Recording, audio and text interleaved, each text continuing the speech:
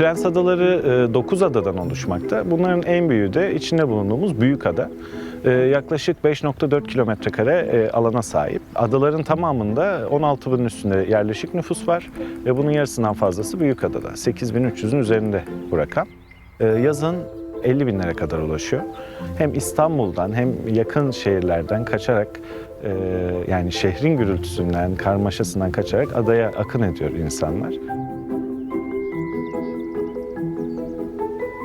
İstanbul'un en sessiz ve sakin ilçesi olan adalarda fosil yakıtlı araçların kullanılması yasaktır.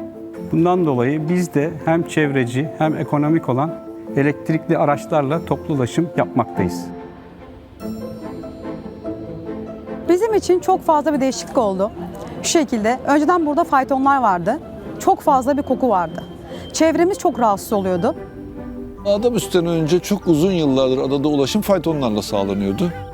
Çarşıdan evimize gelirken tabii faytonlarla gidip evden çarşıya giderken ise yürüyerek ya da bisikletimizi kullanarak ulaşıyorduk. Her zaman faytonlara ulaşım mümkün değildi. Özellikle turistlerin çok yoğun olduğu sezonlarda istediğiniz her yere faytonlar aracılığıyla gidemiyordunuz. Faytonların çıkamadığı çok dik yokuşlar var adada ya da çok dar sokaklar var. Hayvan hakları burada ciddi anlamda yıllardır ihlal edilmişti. Bir atın ömrü 20-25 yıl kadardır. Fakat adada bu süre 2 yıla kadar düşmekteydi. Çünkü gerçekten zulüm ediliyordu diyebiliriz. İstanbul Büyükşehir Belediyesi olarak bir adalar çalıştayı gerçekleştirdik. Bu çalıştayın da bir sonucu olarak adalardan faytonların kaldırılması fikir birliği ortaya çıktı diyebilirim genel itibariyle.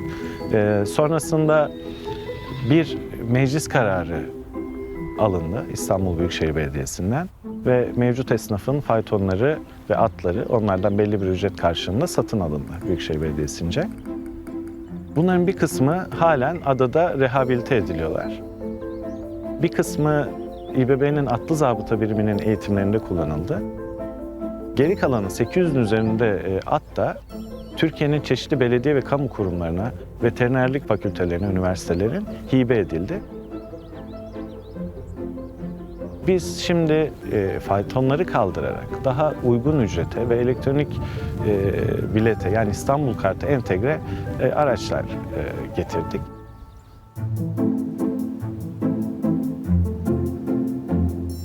Dört adada 8 adet toplu ulaşım hattımız, 3 adet de gezi amaçlı turistik hattımız bulunmaktadır. Araçlarımızda İstanbul Kart geçmektedir. 4 adada da şarj istasyonlarımız bulunmakta. Araçlarımız 8 saatte şarj oluyor ve yaklaşık olarak 80 kilometre menzilleri bulunmaktadır. En son yeni gelen yerli ve tescilli araçlarımızda lityum pil bulunmakta. 3,5 saatte şarj olup 120 kilometre menzilleri bulunmaktadır.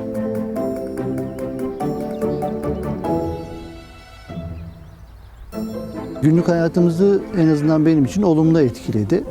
Yürümeyi tercih ediyorum çoğu zaman ama elimde paket olduğunda, acil bir yere yetişmem gerektiğinde adabüsler işimizi çok kolaylaştırdı. Sadece adabüsler yok, ada taksiler de var. Ada taksiler gecenin geç saatine kadar ve sabahın ilk ışıklarıyla birlikte sefer yapmaya başlıyorlar. O yüzden adabüslerin saati uymadığında veya kaçırdığınızda çok rahatça ada taksileri kullanabiliyorsunuz. Bence en büyük etkisi sefer saatlerinin, düzenli sefer saatlerine sahip olması oldu. Çünkü adada yaşamak çok dakik olmayı gerektiren bir durum. Burada vapurla anakaraya ulaşıyorsunuz ve bunlar son derece limitli saatlerde çalışıyorlar. Burada bir dakika bir yere geç kaldınız mı bu sizin 1,5 saatinize mal olabilir.